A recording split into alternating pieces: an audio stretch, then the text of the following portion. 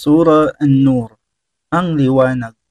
Sa ngalan ng Allah, ang mahabagin, ang maawain. Ito ay isang kabanata ng Quran na aming ibinaba o ipinahayag at aming itinagubilin ang anumang nilalaman nito bilang isang tungkulin na dapat ipatupad. At dito ay aming ipinahayag ang mga malilinaw na talata upang sakali kayo ay matutong makaalala. Ang babaeng mangangalunya o lalaking mangangalunya, bawat isa sa kanila ay hagupitin ng 100 haplit. At huwag hayaang mabagbag ang inyong damdamin para sa kanila sa relihiyon o batas ng Allah. Kung kayo ay tunay ngang naniniwala sa Allah at sa huling araw, at hayaang saksihan ng isang pangkat mula sa mga naniniwala ang kanilang kaparusahan. Ang lalaking nangalunya ay hindi mag-aasawa maliban sa isang babaeng nangalunya o nagtatambal, at walang magpapakasal sa kanya sa isang babaeng nangalunya maliban sa isang lalaking nangalunya o nagtatambal, at iyan, ang pagpapakasal sa gayong tao ay ginawang bawal para sa mga naniniwala. At yaong mga nagparatang sa mga malilinis na babae at pagkaraan ay hindi makapagpakita ng 4 na saksi, sila ay hagupitin ng 80 haplit. At huwag ninyong tanggapin mula sa kanila ang pagsaksi kahit kailan, sapagkat sila ay mga suwail. Maliban yaong mga nagsisi, pagkaraan yan at naging matuwid, sa gayon, katotohanan ang Allah ay mapagpatawad, maawain.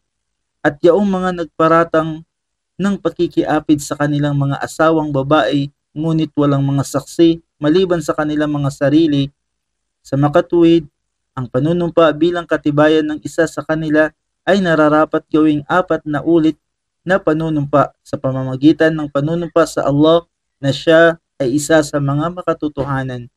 At ang ikalima ay panunumpa bilang katibayan na ang sumpa ng Allah ay mapapasa kanya kung siya ay kabilang sa mga sinungaling.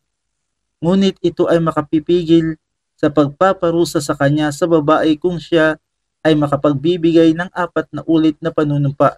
Siya ay sumusumpa sa Allah na katotohanan. Siya ang kanyang asawang lalaki ay isang sinungaling. At ang ikalimang panunumpa na ang puot ng Allah ay mapasa sa kanya sa babae kung siya, ang lalaki, ay isang makatotohanan. At kung hindi lamang sa pagpapala ng Allah at sa kanyang habag sa inyo, at sapagkat ang Allah ay tumatanggap ng pagsisisi, tigib ng karunungan. Katotohanan, yaong mga dumating na may dalang hinabi o tahidahing kasinungalingan tulad ng paninirang puri ay isang pangkat na kabilang sa inyo. Huwag ninyong isipin na ito ay nakasasama para sa inyo, bagkus ito ay nakabubuti para sa inyo, sapagkat sa bawat taong kabilang sa kanila na naninirang puri, ang parusa ay siyang magiging bunga ng anumang kanyang pinagsumikapan mula sa nagawang kasalanan, at siya na mayroong malaking bahagi rito sa kanya ay isang malaking parusa ng impyerno. Bakit? Nang ito ang paninirang puri ay inyong marinig, ang mga lalaking naniniwala at mga babaeng naniniwala ay hindi man lamang nakapag-isip ng mabuti para sa kanilang mga sarili at magsabing ito ang paninirang puring ay isang hayag na hinabi at mga pinaghati-hating kasinungalingan. Bakit sila, mga naninirang puri, ay hindi magpakita ng 4 na saksi para rito? Kaya kung sila ay hindi nakapagpakita ng mga saksi sa makatuwid, sila sa paningin ng Allah ang mga sinungaling. At kung hindi lamang sa pagpapala ng Allah at sa kanyang habag sa inyo sa mundong ito at sa kabilang buhay, marahil kayo ay dinatnan na ng isang malaking parusa para rito sa mga kamaliang inyong kinasangkutan. Nang ito ay inyong tinanggap sa inyong mga dila at namutawi sa inyong mga bibig ang alinmang wala kayong kaalaman, at ito ay inaakala ninyo na isa lamang maliit na bagay, samantalang sa paningin ng Allah, ito ay sadyang malubha. At bakit nga ba, nang ito ay inyong marinig, kayo ay hindi man lamang nagsabing, ito ay hindi marapat para sa atin upang magsabi niyan, luwalhati sa iyo, O Allah. ito ay isang malaking kasiraang puri. Ang Allah ay nagbababala sa inyo na huwag ninyong ulitin o balikan pa ang katulad nito ang maling asal kailanman, kung tunay nga na kayo ay mga naniniwala. At ginawang malinaw ng Allah ang mga ayat, kapasyahan para sa inyo, at ang Allah ay maalam, tigib ng karunungan. Katotohanan, yung mga nasisiyahan na ang kahalayan ay ipagkalat o ipamalita sa mga naniwala para sa kanila ay isang mahapding parusa sa mundong ito at sa kabilang buhay. At ang Allah ay nakaalam at kayo ay hindi nakaalam nito. At kung hindi lamang sa pagpapala ng Allah at sa kanyang habag, at sapagkat ang Allah ay tigib ng kabaitan, maawain. O kayong mga naniwala, huwag kayong sumunod sa mga yapak ng Satanas, at sino man ang sumunod sa mga yapak ng Satanas, magkagayon. Katotohanan siya, ang Satanas, ay naguutos ng kahalayan at kasamaan, at kung hindi lamang sa pagpapala ng Allah at sa kanyang habag sa inyo, walang isa man sa inyo ang magiging malinis mula sa kasalanan kailanman. Ngunit, pinadadalisay ng Allah ang sinumang kanyang nais, at ang Allah ay lubos na nakaririnig, maalam, at huwag hayaan niya ang mga pinagkalooban ng biyaya at ng yaman na kabilang sa inyo na sila ay manumpang magkakait ng tulong sa kanilang mga kamag-anakan at sa mga nangangailangan, at sa mga lumikas para sa landas ng Allah, at hayaan silang magpatawad at magparaya. Hindi ba ninyo nais na ang Allah ay magpatawad sa inyo? At ang Allah ay mapagpatawad, maawain. Katotohanan niya ang mga nagparatang sa mga malinis, walang kamalayan sa paratang at naniniwalang babae. Sila na nagparatang ay isinumpa sa mundong ito at sa kabilang buhay, at sa kanila ay isang malaking parusa. Sa araw na iyon, kapag ang kanilang mga dila, ang kanilang mga kamay at ang kanilang mga paa ay sasaksilaban sa kanila hinggil sa anumang kanilang laging ginagawa. Sa araw na iyon, ang Allah ay magbabayad sa kanila ng lubusang kabayaran, at kanilang mababatid na ang Allah ay siyang malinaw na katotohanan, ang makatarungan. Ang mga masasamang babae ay para sa mga masasamang lalaki, at ang masasamang lalaki ay para sa mga masasamang babae. Ang mga mabubuting babae ay para sa mga mabubuting lalaki, at ang mga mabubuting lalaki ay para sa mga mabubuting babae. Sila yung mga mabubuti na naturingang walang kamuangan sa anumang paninirang puri sa kanilang sinasabi. Sa kanila ay kapatawaran at marangal na panustos. O kayong mga naniwala, huwag kayong pumasok sa mga bahay na hindi ninyo sariling pamamahay, hanggang inyong matiyak ang kapahintulutan at inyong mabati ang mga naninirahan sa loob nito.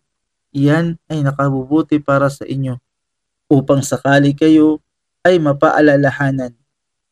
At kung wala kayong matagpo ang sino pa man sa loob, huwag kayong pumasok hanggang maipagkaloob sa inyo ang kapahintulutan. At kung sinabi sa inyo na kayo ay magsibalik, sa makatuwid kayo ay magsibalik, ito ay higit na dalisay para sa inyo.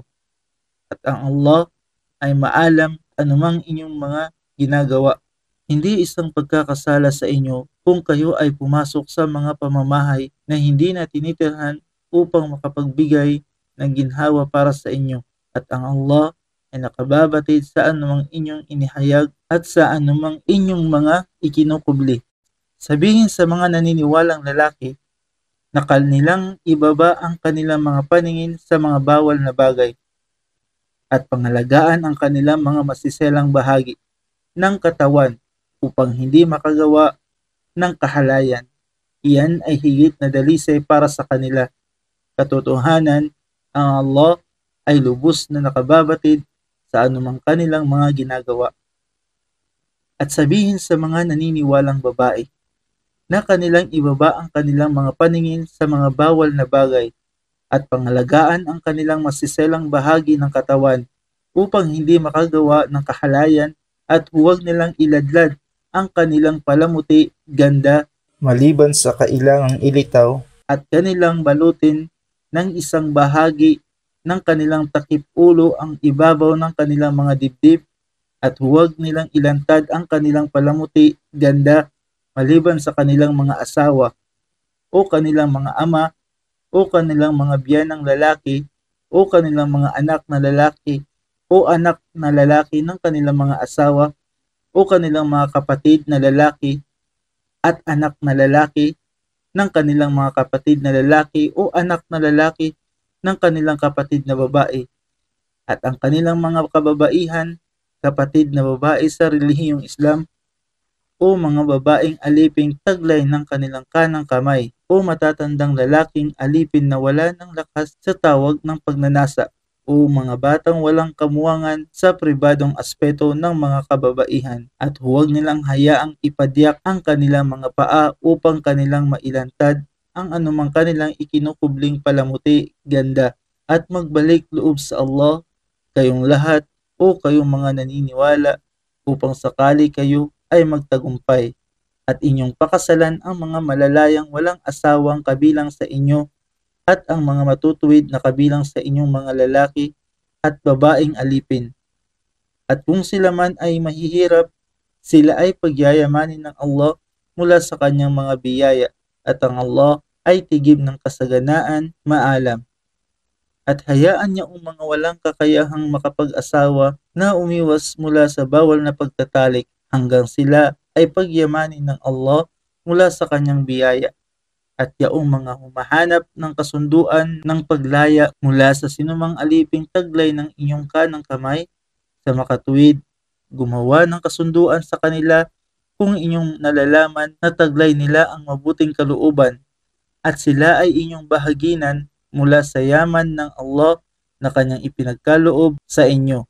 At huwag pilitin o ibulid ang inyong mga babaeng alipin sa kahalayan kung sila ay nagnanais maging malinis o marangal upang inyong hanapin sa pamamagitan nito ang panandaliang kasiyahan sa makamundong buhay. Ngunit sino man ang pumilit sa kanila sa makatuwid, sa mga napilitan, ang Allah ay mapagpatawad, maawain. At katiyakan, aming ipinahayag o ibinaba sa inyo ang malilinaw na talata. At ang paghahalintulad niyaong mula sa mga yumaong nauna sa inyo upang magsilbing halimbawa at isang babala para sa mga natatakot sa Allah. Ang Allah ay liwanag ng mga kalangitan at kalupaan. Ang kahalintulad ng kanyang liwanag ay tulad ng isang sisidlan na sa loob nito ay may isang lampara. Ang lampara ay nasa loob ng salamin. Ang salamin ay tila isang perlas sa kaputian na bituin. Sinindihan mula sa langis ng isang pinagpalang puno ng oliba, hindi ng silangan o ng kanluran, na ang langis nito ay halos magbaga kahit ito ay hindi nasaling ng apoy. Liwanag sa ibabaw ng mga liwanag, pinapatnubayan ng Allah ang kanyang liwanag, ang sino mang kanyang nais. Ang Allah ay naglalahad ng paghahalintulad para sa sangkatauhan at ang Allah ay maalam sa lahat ng bagay. Ang gayong liwanag ay nasa mga bahay dalanginan na itinagubilan ng Allah na itayo at na ang kanyang pangalan ay banggitin luwalhatiin doon. Niluluwalhati siya sa loob ng mga ito sa umaga at sa mga gabi. Sila ang mga lalaki na ang kalakal at paninda ay hindi makaaabala sa kanila para sa pag-aalala sa Allah at sa pagsasagawa ng pagdarasal at pagbibigay ng zaka, gawang gawa, kanilang kinakatakutan ang araw na ang mga puso at ang mga mata ay natutuliro sanhi ng matinding takot. Upang sila ay gantimpalaan ng Allah nang ayon sa anumang kanilang pinakamabuting ginawa at dagdagan ng higit pa mula sa kanyang biyaya. At ang Allah ay nagkakaloob ng panustos sa sinumang kanyang nais ng walang pagsukat. At yaong mga di naniniwala, ang kanilang mga gawain ay katulad ng isang malikmata sa isang patag na lupa na inaakala ng isang nauuhaw na ito ay tubig. Hanggang nang siya ay makalapit dito, wala siyang natagpo ang ano paman, ngunit natagpuan niya ang Allah na nasa kanya at siya ay magbabayad sa kanya ng lubusang bayad. at ang Allah ay maagap sa pagtutuos paniningil. O silang mga di naniniwala ay katulad ng mga kadiliman sa ilalim ng di matarok na dagat na natatakpan ng mga alon na tinakpan pa ng mga alon. Sa ibabaw nito ay mga ulap, mga kadiliman na ang mga iba nito ay nakapatong sa iba. Kaya kapag ilalagay ng isa ang kamay niya rito, ito ay mahihirapan niyang makita. Sino man ang hindi pinagkalooban ng Allah ng liwanag, sa kanya ay walang makikitang liwanag. Hindi mo ba nakikita na ang Allah ay niluluwalhati ng mga nasa kalangitan at kalupaan at ng mga ibon na may pakpak na bumubuka sa paglipad, na ang bawat isa sa kanila ay nakababatid ng paraan ng kanyang pagdarasal at maging ang pagpuri sa kanya, at ang Allah ay maalam sa anumang kanilang ginagawa. At sa Allah ang pagmamay-ari ng kapamahalaan ng mga kalangitan at kalupaan, at sa Allah ang patutunguhan ng lahat. Hindi mo ba nakikita na ang Allah ay nagpapadpad sa mga ulap? Pagkaraan, kanyang tinipon-tipon ang mga ito, at pagkaraan ay ginagawa niyang isang bunton. Patong-patong ang mga ito, at inyong nakikita ang pagsibol ng ulan mula sa loob nito. At ibinababa niya mula sa kalangitan ang gabundok ng mga ulap na nasa loob nito ay mga mumunting yelo. At pinatatamaan niya nito ang sinumang nais niya. At ito ay iniiwas sa sinumang nais niya. Ang kislap ng kidlat nito ay halos makabulag ng paningin. Pinagsasalitan ng Allah ang gabi at ang araw, katotohanan, naririto ang isang pag-aral para sa mga nakakakita o may paningin. At nilikha ng Allah ang bawat gumagalang nilikha mula sa tubig, at kabilang sa kanila ay ang mga gumagapang sa pamamagitan ng kanilang mga tiyan, at ang iba naman ay naglalakad sa kanilang dalawang paa, at ang ilan ay naglalakad sa apat na paa. Ang Allah ay lumikha ng anumang kanyang nais. Katotohanan ang Allah ay may kakayahang gawin ang lahat ng bagay. Katiyakan, aming ipinahayag o ibinaba ang mga malilinaw na ayat kapahayagan, at ang Allah ay nagpapatnubay sa sinumang kanyang nais tungo sa isang matuwid na landas. At sila, mga mapagkunwari, ay nagsasabing, kami ay naniwala sa Allah at sa kanyang sugo, at kami ay sumusunod. Ngunit pagkaraan, ang isang pangkat mula sa kanila ay nagsilayo pagkatapos niyon, at sila yaong mga di naniniwala. At kapag sila ay inaanyayahan o tinatawag tungo sa salita ng Allah at ng kanyang sugo upang humatol sa kanilang pagitan, kapag daka ang isang pangkat mula sa kanila ay nagsisitalikod sa pagtutol. Ngunit kung ang katotohanan ay nasa kanilang panig, sila ay lumalapit sa kanya, kay Propeta Muhammad, ng maagap na pagsunod. Sila ba ay mayroong sakit sa kanilang mga puso? O sila ba ay nag-aalinlangan? O sila ay nangangamba na ang Allah ay magiging di makatarungan sa kanila o ang kanyang sugo? Ngunit sila yung mga mapaggawa ng kamalian. Ang tanging sinasabi ng mga tunay na naniniwala, kapag sila ay inaanyayahan, tinatawagan tungo sa Allah at sa kanyang sugo upang humatol sa kanilang pagitan, sila ay nagsasabing, aming naririnig at aming susundin, at sila yung mga magtatagumpay. At sino man ang sumusunod sa Allah at sa kanyang sugo, at pinangangambahan ang Allah at may takot sa kanya, ang kagayon, sila yaong mga magtatamo ng tagumpay.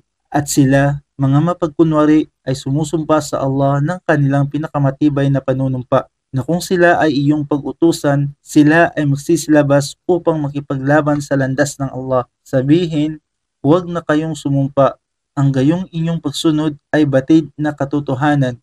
Ang Allah ay nakababatid ng anumang inyong ginagawa. Sabihin, sumunod kayo sa Allah at sumunod sa sugo.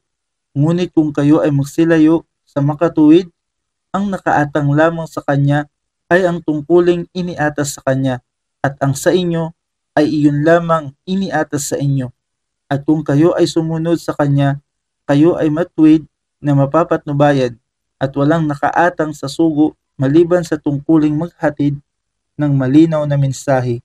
Pinangakuan ng Allah yaong mga naniwalang kabilang sa inyo at gumawa ng mga gawaing matuwid na katiyakan sila ay pagkakalooban niya nito ng karapatang halinhan o palitan ang pamunuan ng kalupaan tulad ng pagkakaloob niya nito sa mga nauna sa kanila at katiyakan na itatatag niya rito para sa kanila ang kanilang relihiyon na kanyang pinili para sa kanila at katiyakang pagkaraan ng kanilang pangamba, ito ay papalitan niya ng katiwasayan para sa kanila sapagkat sila ay sumasamba sa akin.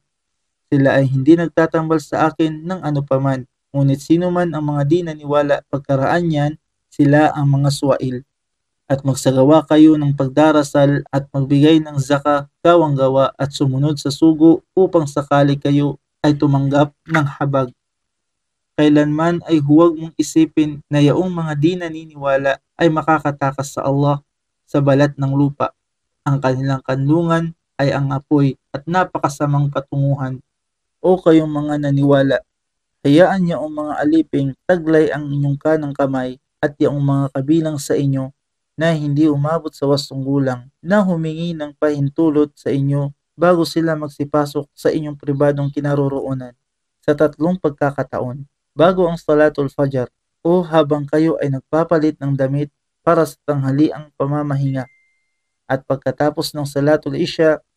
Ang mga ito ay 3 pagkakataon o oras ng pansariling laan para sa inyo. Ngunit bukod dito, hindi isang pagkakasala para sa inyo o sa kanila ang iba pang mga oras sapagkat sila ay lagi nang nakahalubilong kabilang sa inyo sa isa't isa kasama ng iba pa. Ganyan ginagawang malinaw ng Allah ang mga ayat alituntunin para sa inyo.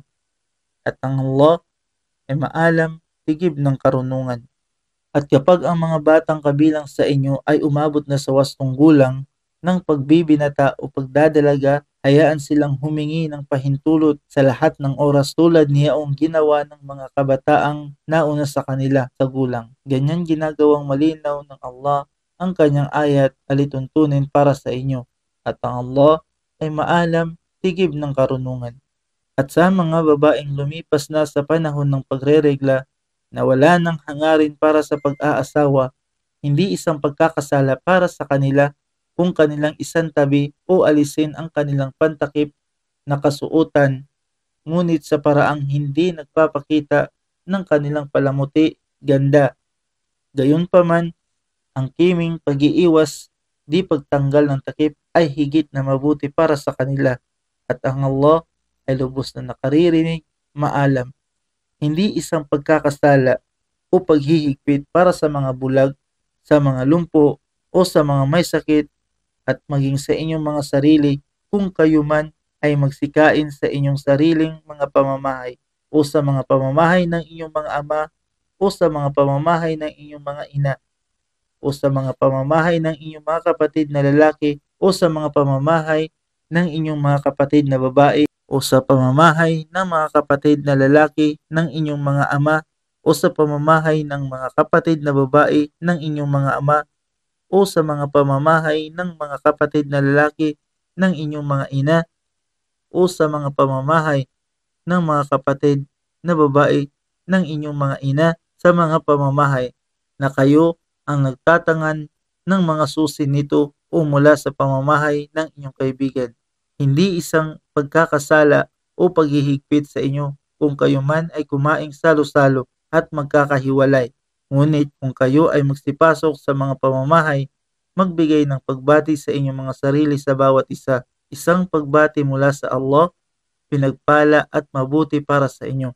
Ganyang ginagawang malinaw ng Allah ang mga ayat bilang alituntunin ng kagandahang asal para sa inyo upang sakali kayo ay matutong makaunawa. Ang mga tunay na naniniwala ay yaong mga naniniwala lamang sa Allah at sa kanyang sugo. At kapag sila ay makipagkita sa kanya sa sugo para sa pangkalahatang kapakanan, sila ay hindi lumilisan hanggang sila ay makahingi ng kanyang pahintulot. Katotohanan, yaong mga humihingi ng pahintulot sa iyo o Muhammad, sila yaong mga tunay na naniniwala sa Allah at sa kanyang sugo. Kaya kung sila man ay humingi sa inyo ng pahintulot, para sa kanilang mga gawain sa makatuwid. Bigyan mo ng pahintulot ang sinumang nais mong pahintulutan sa kanila at iyong hilingin para sa kanila ang kapatawaran ng Allah. Katotohanan, ang Allah ay mapagpatawad, maawain. Huwag ninyong gagawin ang inyong pagtawag sa sugo sa inyong mga sarili tulad ng karaniwang pagtawag ng iba sa inyo sa isa't isa. Katiyakang nababatid ng Allah yung mga tumalilis o umalis ng walang paalam sa propeta sa inyo na pinagtakpan ng iba. Kaya hayaang mag-ingat yaong mga di sumang-ayon sa kanyang kautusan. Maaaring sila ay datnan ng isang matinding pagsubok o ng isang mahapding parusa. Walang alinlangan sa Allah ang pagmamay-ari ng anumang nasa mga kalangitan at kalupaan. Katiyakang kanyang nababatid ang inyong katayuan at kanyang nababatid ang araw na sila ay babalik sa kanya at kanyang ipagbibigay alam sa kanila ang anumang kanilang ginawa at ang Allah ay maalam sa lahat ng bagay.